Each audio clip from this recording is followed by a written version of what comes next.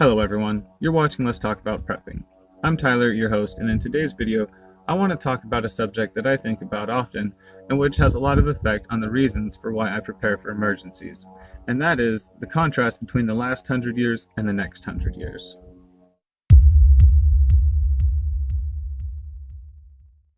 Now, aside from being interested in emergency preparedness, I'm an avid student of history,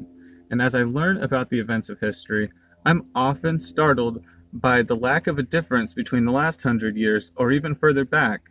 and the next 100 years, or the times that we live in right now. Throughout the history of civilization, we have been guilty of the thought that history is somehow dead and the modern world will be different from how we've understood the events of history. I believe that a similar mindset is pretty common nowadays, and I know that I myself have been pretty guilty of thinking that some of the events and catastrophe of history occurred in circumstances that are somehow different than those that we live in today. But the more that I understand about history and the current world at large, the more I realize that our avoidance of catastrophes, like the ones that we understand to be historical events, is really a matter of luck and a thin framework of contrivances that we've created in the modern world to prevent some of these major events.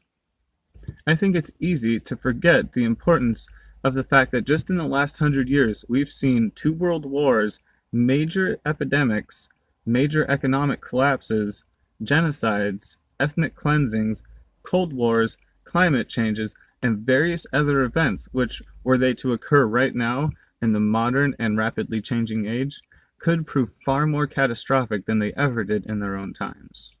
Contrasting this with the fact that in the next 100 years, things are likely to change each decade as quickly as they did in the last 100 years, or even faster, we have a lot to consider. We need to be prepared for any number of the things that have happened in the past 100 years, as well as any number of things which we can't even conceive of yet, including the dawn of new technologies and challenges to humanity that we have never seen in all of our history. My suggestion on how to do that is to be a student of history and the future yourself. I get a lot of my content from YouTube because there are a lot of producers on this platform that are very knowledgeable and want to share with you valid information and their thoughts on the past and futurist concepts that maybe we haven't thought of yet. I truly believe that broadening our perspective of the past and the future will give us the best idea on how these events can play out and affect ourselves and our lives. Now, there's a lot going on in the world, and everything changes so often and feels so personally important to our lives that it's easy to lose sight of the fact that we are currently in one of the calmest, safest, and most prosperous periods in all of human history.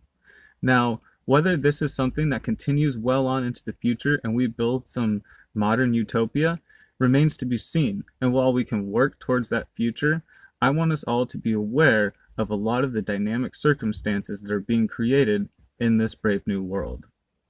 Now, I don't really have any conclusions to draw from this today, except to share that I do plan on talking about all these topics a lot more in the future. This is just something that I wanted to throw out there and share with some of the people who are joining the channel lately. Thank you everybody for joining me for this quick discussion, and I hope that you'll stay tuned with Let's Talk About Prepping for future videos. Stay safe out there, everyone.